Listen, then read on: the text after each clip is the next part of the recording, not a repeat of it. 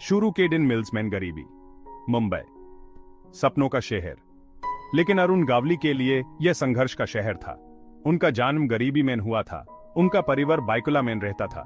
यह इलाका अपने टेक्सटाइल मिल्स के लिए जाना जाता था। मिल्स में काम करना मुश्किल था, तनख्वाह कम थी। बहुत से परिवार गुजारा करने के लिए संघर्ष करते थे। यह अरुण का बचपन था। उन्होंने वो सारी मुश्किलें देखी जो उनके परिवार ने देखी। इसने उन पर अपना निशान छोड़ा।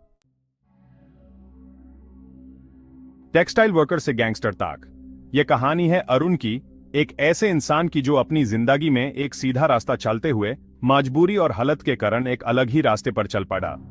अरुण ने जवानी में ही मिल्स में काम करना शुरू कर दिया था। उसने अपने हाथों से कपड़े बनाने का काम सीखा और अपने परिवार के लिए रोजी रोटी कमाने लगा। वो अपने परिवार की मदद करना चाहते थे। हर दिन की मेहनत से वो अपने माँ बाप और भाई बहन के लिए एक बेहतर जिंदगी का सपना देखते थे। लेकिन किस्मत को कुछ और ही मंजूर था। एक दिन बिना किसी चेतावनी के मिल्स बैंड होने लगी। अरुण के सपने बिखर गए। 1970s में मिल्स बैंड होने की एक लहर सी आ गई।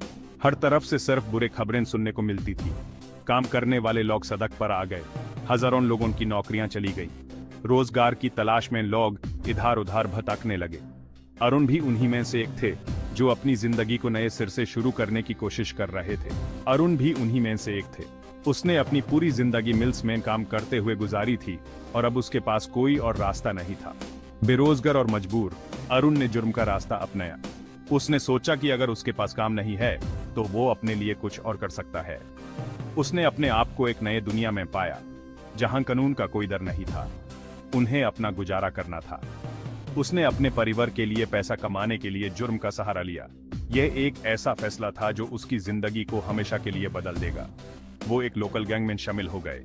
उसने देखा कि ये लोग कैसे अपने काम को अंजाम देते हैं और धीरे धीरे वो भी उनका हिस्सा बन गया। सड़कें उनकी नई वर्क प्लेस बन गई। हर दिन वो अपने नए साथियों के साथ नई नई चोरी और डाका डालने की योजना बनाता। ये उसकी जिंदगी का नया सच बन गया। एक किंगपिन का उदय डी कंपनी से टक्कर।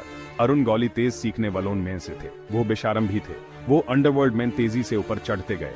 उन्होंने अपनी गैंग बनाई। वो खुद को अरुण गौली गैंग बुलाते थे। उनकी गैंग की टक्कर एक और पावरवर गैंग से हुई, डी कंपनी। इस गैंग का सरगना दाऊद इब्राहिम था। ये रिवलरी बहुत गहरी थी। इसके चलते मुंबई की सड़कों पर हिंसा और खून खराबा हुआ। दागडी चौल किला और दार। दागडी चौल अरुण गौली का गृह था। ये चौल बेकुला में थी। ये तंग गलियों और भरी हुई झुग्गियों की भूल भुलैया थी। यहाँ सब कुछ गौली के कंट्रोल में था। लोग गौली से डरते थे। वो अपने गुस्से के लिए जाने जाते थे। वो गरीबों के प्रति अपनी दरियादिली के लिए भी जाने जाते थे। इसने उन्हें एक विवादास्पद व्यक्ति बना दिया। कुछ लोग उन्हें रॉबिन हुड मानते थे, दूसरे उन्हें एक बेरहम अपराधी मानते थे। सेक्शन 5, राजनीतिक महत्वाकांक्षा। असेंबलीमैन डॉन। 1980s में अरुण गौली ने पॉलिटिक्स में एंट्री की। उन्होंने अपनी पार्टी बनाई। उन्होंने इसका नाम अखिला भारतीय सेना रखा। उन्होंने बिकुला से इलेक्शन लड़ा। 2004 में वो असेंबली इलेक्शंस जीत गए। वो member of the legislative assembly यानी MLA बन गए। उनकी जीत ने सबको चौंका दिया।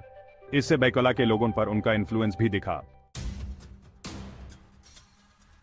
सेक्शन 6, दीवारें सिकुड़ती हैं। गेवली की गिरफ्तारी। अरुण गौली का शासन ज्यादा दिन तक नहीं चला। पुलिस उनके खिलाफ मामला बना रही थी। वो उनकी क्रिमिनल गतिविधियों के सबूत जमा कर रही थी। 2008 में पुलिस ने अरुण गौली को गिरफ्तार कर लिया। उन पर हत्या, वसूली और दूसरे अपराधों का चार्जेस लगाया गया। उनकी गिरफ्तारी से मुंबई में सनसनी फैल गई। कभी पावरवर रहा दोन अब जेल के पीछे था।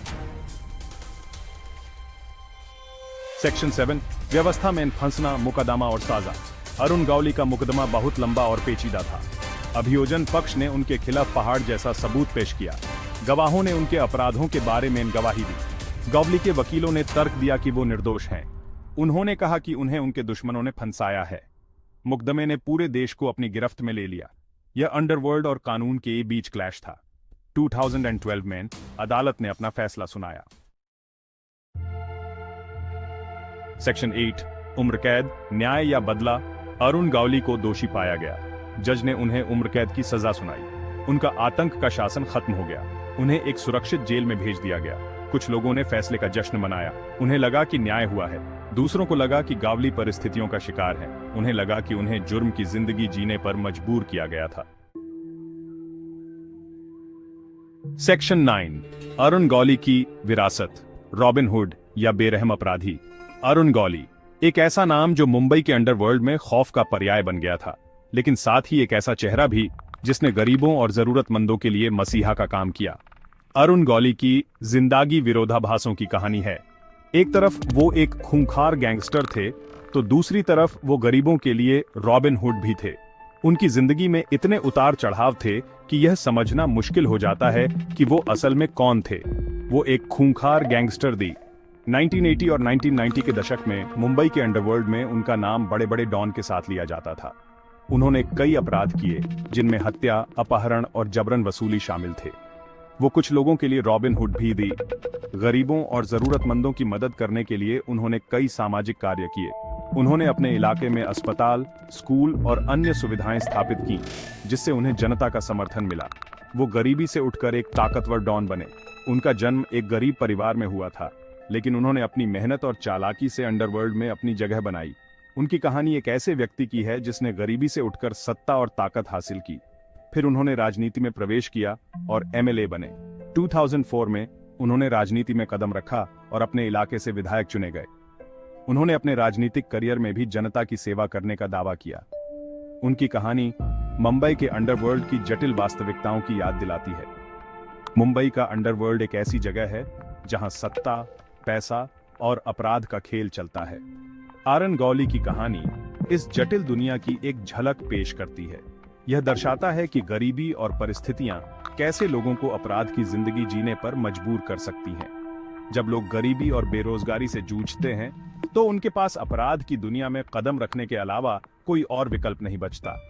यह भी दर्शाता है कि सबसे ताकतवर व्यक्ति को भी कानून के कटघरे में लाया जा सकता है। अरुण गौली को भी अपने अपराधों के लिए सजा मिली और उन्हें जेल भेजा गया। यह साबित करता है कि कानून के सामने कोई भी व्यक्ति, चाहे कितना भी ताकतवर क्यों ना हो, झुक सकता है।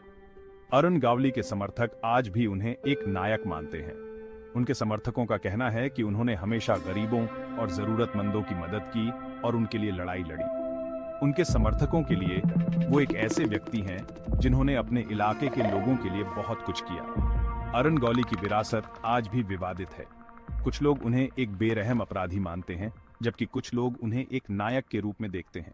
उनकी कहानी एक ऐसी कहानी है जो हमें सोचने पर मजबूर करती है कि असल में अच्छाई और बुराई की परिभाषा क्या है। रॉबिन हुड या बेरहम अपराधी।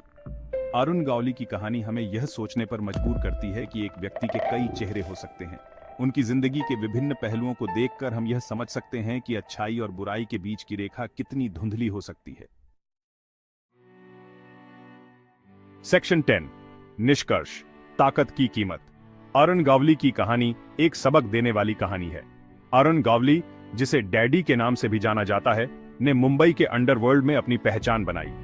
एक समय पर वह एक साधारण मिल वर्कर था, लेकिन परिस्थितियों ने उसे अपराध की दुनिया में धकेल दिया। यह ताकत के आकर्षण और खतरों को दर्शाती है। अरुण गौली ने अपने प्रभाव और ताकत का इस्तेमाल करके कई अवैध गतिविधियों को अंजाम दिया। उसने अपने गिरोह के माध्यम से मुंबई के कई हिस्सों में आतंक फैलाया। यह दर्शाती है कि कोई व्यक्ति इससे कितनी आसानी से भ्रष्ट हो सकता है। अरुण गौली का उदय और पतन इस बात का प्रमाण है कि कैसे सत्ता और धन का लालच किसी को भी भ्रष्ट कर सकता है। यह भी दर्शाती है कि अपने अपराधों के लिए व्यक्ति को कितनी बड़ी कीमत चुकानी पड़ती है। अरुण गौली को अपने अपराधों के लिए कई बार जेल जाना पड़ा। उसकी जिंदगी का एक बड़ा हिस्सा सलाखों के पीछे बीता। उनकी जिंदगी एक याद दिलाती है कि अपराध का कोई फायदा नहीं होता। अरुण गौली की कहानी हमें यह सिखाती है कि अपराध का रास्ता कभी भी सही नहीं होता। यह केवल दुख और विनाश की ओर ले जाता है। यह शायद अस्थायी रूप से ताकत और दौलत दे सकता है। अरुण गौली ने अपने जीवन में बहुत सारा पैसा और संपत्ति अर्जित की, लेकिन यह सब अस्थायी था। लेकिन अंततः यह बर्बादी और निराशा की ओर ले जाता है। अंत में अरुण गौली की कहानी हमें यह सिखाती है कि अपराध का रास्ता केवल बर्बादी और निराशा की ओर ले जाता है। उसकी जिंदगी का अंत एक चेतावनी है कि ताकत और दौलत का लालच हमें कहीं नहीं ले जाता, सिवाय विनाश के। सेक्शन 11, नवाजुद्दीन का संदेश। अरुण गौली की कहानी मीर साथ रही। यह महत्वाकांक्षा, ताकत और दोनों की कीमत की कहानी है। ये एक याद दिलाती है कि सही और गलत के बीच की रेखा धुंधली हो सकती है और कभी-कभी हमारे द्वारा लिए गए फैसले के परिणाम ऐसे होते हैं जो जिंदगी भर रहते हैं।